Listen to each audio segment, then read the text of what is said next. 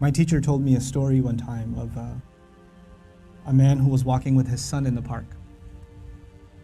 And they're walking together, and his son looked at a crow in a tree.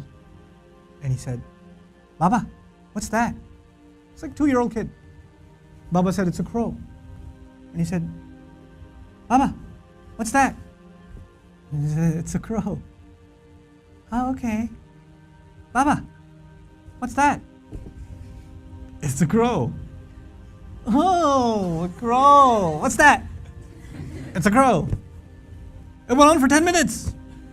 He asked him 30 times, he counted. Dad kept a score, and he put it in his little journal. "My son, today we were walking in the park, asked me about a crow 30 times. It was the cutest thing in the world." 30 years go by. The son is not 2, the son is 32. Father calls him, "Son, can I come over?" "Dad, it's not a good time right now." "Son, just bear with me. I just need like 10, 15 minutes. That's all I need. Just go for a drive. I need to talk to you about something." Whatever. You know what? Okay, fine. So he comes over, gets in the car. They go over, drive over to a park. "What's this about, Dad? Can you tell me quickly? I got things to do." "Just take a walk with me, son. It's okay." I'll take a walk. I see a crow in a tree. The dad says, "Son, what's that?" "Seriously, Father? It's a crow." "Oh, son, what's that?" "Is this a game? I have things to do, okay? It's a crow. You can't see? I just got you new glasses last month.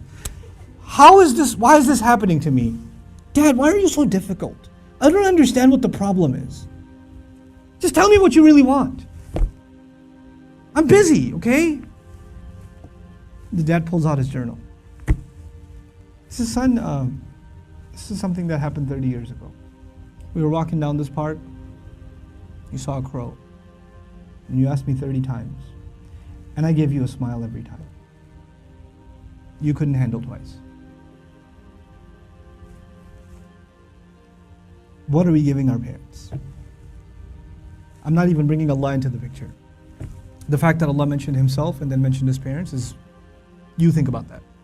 What have they done for us and what have we done for them? What have we done for them? How many parents leave, like their children are in ICUs and they stand there and hovering over this little glass box with a baby inside, 24 hours a day, 7 days a week, standing in a hospital, not even sitting down, standing in a hospital. Like feeding off of like vending machines. And that same kid grows up and doesn't have the time to call. That same kid. You know? How many mothers almost died giving birth? Almost died giving birth. And now it's so difficult to respond to her call. Or to just give her just a couple of minutes a day. Just let her feel a little important. You know how unfair that is, that you were the most important thing to them and they are so insignificant to you? How unfair that is? You know? They carry that pain with them every day, that I am nothing to my children. I mean nothing to them, I'm worthless to them. You know, they have no time for me. When something is worth something to you, it gets your time. Most of you at this age, you want to just get away from your parents. You just want to be with your friends. You want to be on your own. You just don't want to be with your parents. You know? That's, you develop this crooked habit now and it will only get worse over time. Our parents have very, very, very strong emotions. They're very protective of us. For them, you won't know this until you become a parent. For them, it doesn't matter when you turn 60, you're still their baby. They still remember changing your diaper. They still remember feeding you milk. They still remember burping you and cleaning up after you peed in the back seat. They still remember that. You don't remember that, they remember that. My son won't remember that. I was like, I gotta go. Then all of a sudden he stops complaining. I'm like, oh, time to roll down the windows.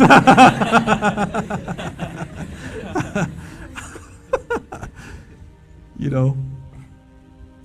Then he starts talking about what toy are we gonna get for Eid. I'm like, oh, okay. This has not been a good day for the car. But when he's graduating college and when one day he's getting married and one day he has his own, he's not going to remember that. But guess who'll never forget? I'll never forget. I'll never forget carrying him into a bathroom, cleaning him up, changing his clothes. Abba, put the Spider-Man pajamas on. He won't remember any of that. I will.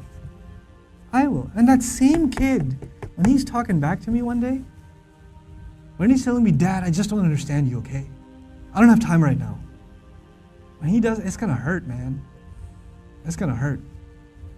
That's what you do to your parents. That's what I do to my parents. They were our life. They gave up their life for us. Our parents gave up careers for us. Our parents gave up vacations for us. Our parents gave up friends for us. You know that? I know that now. I didn't know that then.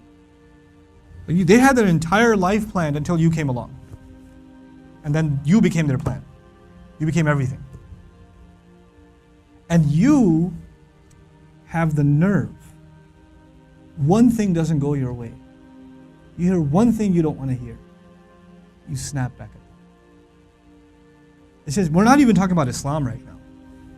We're just talking about decency, man. Just decency. What have they done for you and what you give them back is so unfair. It is so unfair. My dad's so annoying. My mom's so this. They're always mad. They're never happy. They're this, they're that. What are you? What about you? I'm telling you, I can't say this enough times. If you don't earn your parents' du'as, nothing good will come of your life. Nothing good will come of your life if they're not happy with you. If you haven't done everything you can to make them happy.